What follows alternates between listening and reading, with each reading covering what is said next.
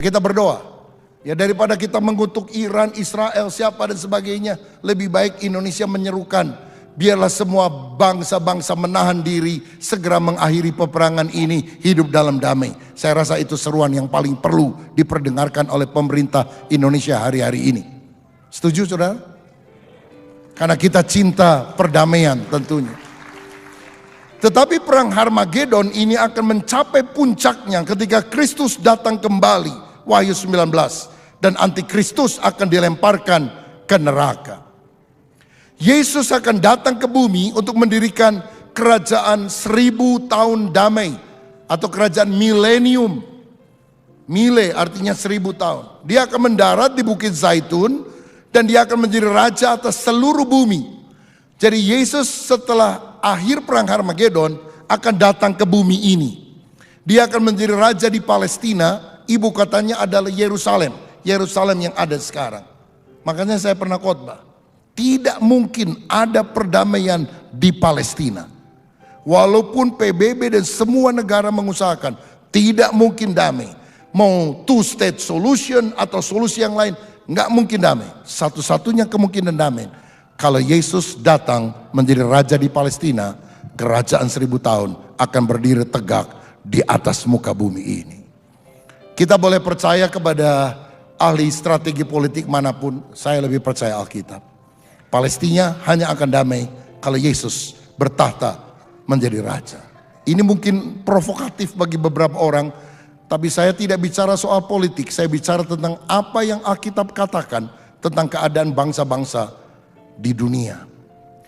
Nah, pada waktu Yesus mendirikan kerajaan milenium 1000 tahun damai itu, iblis ditangkap, diikat ke dalam jurang maut selama 1000 tahun. Jadi dia tidak bisa mengganggu manusia selama 1000 tahun. Nah saudara, akan ada pengadilan bangsa-bangsa. Matius 25, ada yang sebut Tuhan pisahkan domba dari kambing. Apa yang kamu lakukan kepada saudaraku yang paling hina, engkau melakukan bagiku. Ayat ini biasanya digunakan untuk diakonia. Pada sebetulnya ayat ini konteks asalnya perlakuan kepada Israel, saudaraku yang paling hina di tengah kesengsaraan, itu menentukan kamu pro domba, kamu anti kambing. Kambing akan dibinasakan, domba boleh masuk kerajaan 1000 tahun. Makanya saya berdoa Indonesia tidak mengutuk, tapi jadi negara domba dan bukan negara kambing, dalam nama Tuhan Yesus, demi keselamatan seluruh rakyat Indonesia. Kejadian 12 ayat 3, siapa yang mengutuk dikutuk Tuhan, siapa yang memberkati akan diberkati Tuhan. Saya percaya akan hal itu. Kita berdoa supaya sungguh-sungguh Indonesia menetapkan putusan menjadi negara domba dan bukan kambing. Siapa yang menindas, siapa yang anti, dihancurkan waktu Yesus datang. Siapa yang mendukung, dia akan masuk dalam masa kerajaan 1000 tahun. Nah setelah kerajaan 1000 tahun, setan akan dilepaskan lalu menyesatkan orang. Karena dalam kerajaan 1000 tahun walaupun dosa sudah sangat jarang, tapi dosa masih ada saudara. Dosa masih ada karena ada orang-orang yang belum lahir baru, yang kelompok domba itu, tapi boleh masuk ke sana. Maka setelah kerajaan 1000 tahun, setan dilepaskan sebentar untuk menguji apakah orang itu benar-benar taat dalam hatinya dengan segenap hati kepada Yesus atau tidak. Maka setan akan muncul menyesatkan bangsa-bangsa. Lalu muncullah pemberontakan yang namanya disebutkan sama, Gog dan Magog. Kalau boleh disebut yang kedua, Gog Magog yang pertama itu kan Rusia.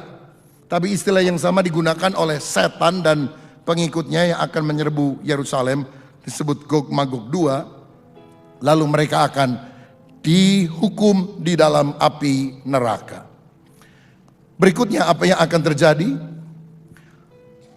Langit dan bumi akan lenyap. Itulah yang disebut sebagai kiamat.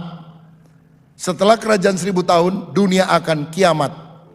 Hujan api dan belerang melanda bumi, tapi kemudian Tuhan akan mengganti dengan langit yang baru dan bumi yang baru. Karena langit dan bumi sekarang ini sudah penuh dengan dosa, maka akan dihancurkan oleh hujan api dan belerang. Lalu Tuhan akan mengganti, merenovasi menjadi langit baru dan bumi baru di mana tidak ada dosa. Dan ibu kotanya nanti adalah Yerusalem baru. Ini bukan Yerusalem baru yang sekarang ada di Palestina, tapi namanya sama. Tuhan itu cinta banget sama kota Yerusalem. Dan kota Yerusalem dijadikan ibu kota negara Israel 3000 tahun yang lalu oleh Daud, saudara-saudara. Dan Yerusalem baru akan turun dari sorga. Jadi begini, Yerusalem baru itu ibu kota sorga sekarang. Kalau saya dan saudara mati di dalam Kristus, kita akan masuk sorga. Waktu Yesus naik ke sorga, dia pergi ke heaven, paradise, yaitu Yerusalem baru. Di mana lokasinya sekarang? Di atas, di belakang langit biru. Tapi nanti Alkitab bilang Yerusalem baru dari sorga akan turun ke bumi baru. Jadi kalau boleh dibilang sorga sekarang itu sorga sementara. Karena yang ada di sana selain Tuhan Yesus, orang-orang percaya hanya dengan tubuh, dengan manusia rohnya.